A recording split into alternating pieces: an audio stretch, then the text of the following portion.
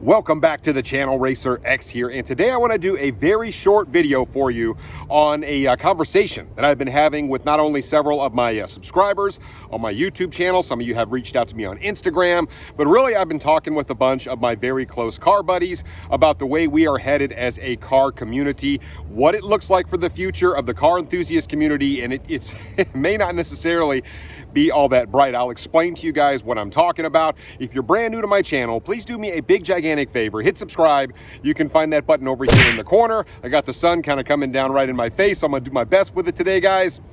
Off we go. T-minus 15 seconds.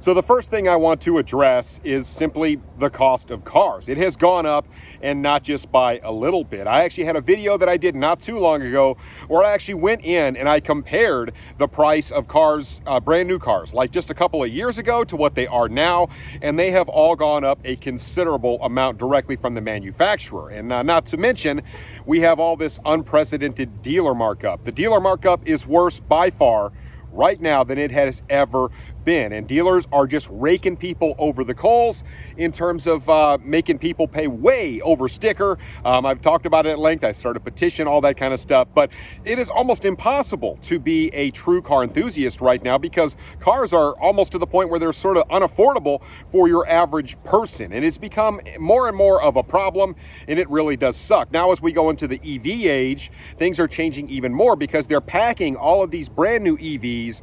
And while they're very capable, they're very fast, they have lots of cool technology, they're also being packed with a bunch of these crazy nannies that can kind of limit how you drive. As a matter of fact, they're even talking about passing bills where all these new cars that are being sold are going to have kill switches in them. And of course, driving an EV is kind of like driving a computer, right? I mean, you can simply go out, you can pay for upgrades with all the subscription stuff. And of course, you know, now all of a sudden the manufacturer is raking in all that money instead of aftermarket companies. It's kind of a weird business model now, but they may actually start passing legislation that says, hey, look, you have to have mandatory kill switches because you see so many people running from the police and all that kind of stuff. Not that that didn't happen before all this, but maybe it's just more prevalent because you see it on social media, all of that good stuff, but it is out there, guys. And so if cars start coming with kill switches where the police can kill your car right then and there, that kind of opens up Pandora's box for other things. So here is where things stand in my mind, and I think a lot of this is really being driven by not necessarily the politicians, but really the insurance companies out there, because more and more they want to sort of see how people are driving, right? They've got all these things out there. You plug them into the OBD port so they can monitor how much of a discount, are you a safe driver, all that kind of stuff. Well, guess what? They're monitoring everything about how you drive. Do you brake too hard? Do you accelerate too hard? All of that kind of stuff. And then they say, oh, well, it can't hurt your insurance rates because, you know, we only want to see if you drive a discount, so it can only help you and not hurt you. Guess what, guys? I don't believe that for a minute. They simply want to see exactly how you're driving. Did you exceed the speed limit? Is there a way that they don't have to cover you? Well, as we jump into these new EVs, there is the potential out there, especially when they start passing legislation about this, that they could literally monitor everything you do and hold you accountable. What I mean by that is they could sit there and say, oh, look, you know, you broke too hard, or you drive your car too hard, you accelerated too fast. You buy a brand new Tesla Roadster for $250,000.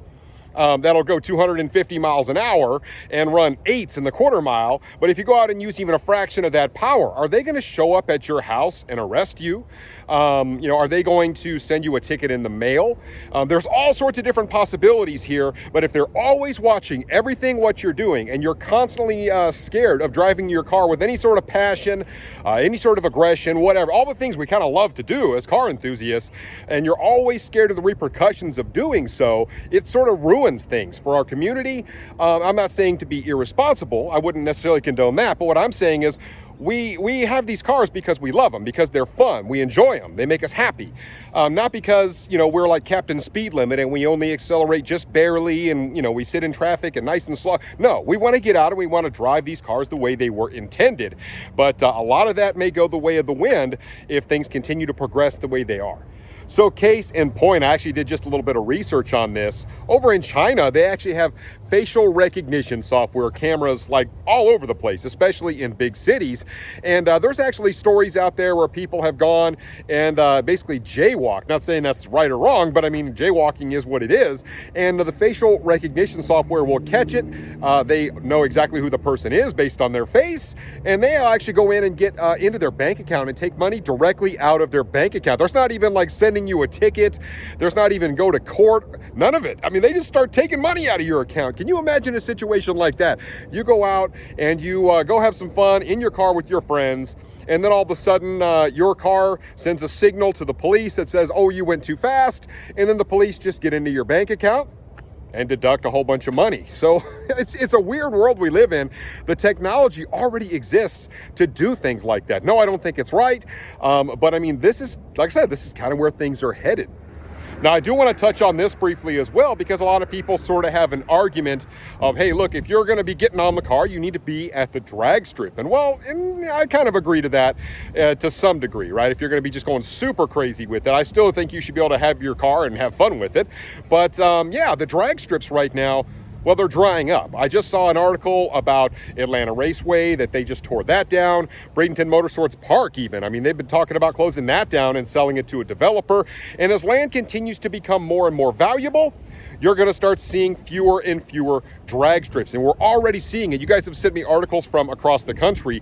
They're not opening up a whole lot of brand new drag strips, yet they are closing down pretty rapidly. It's just, guys, the land is becoming so valuable, and these developers are forking out all sorts of money, and it's just not worth running the drag strip for some of these people out there right now. So how can you go to the drag strip when they're closing them all down? So in who knows, like 5 to 10 years, how many drag strips will be left anyway?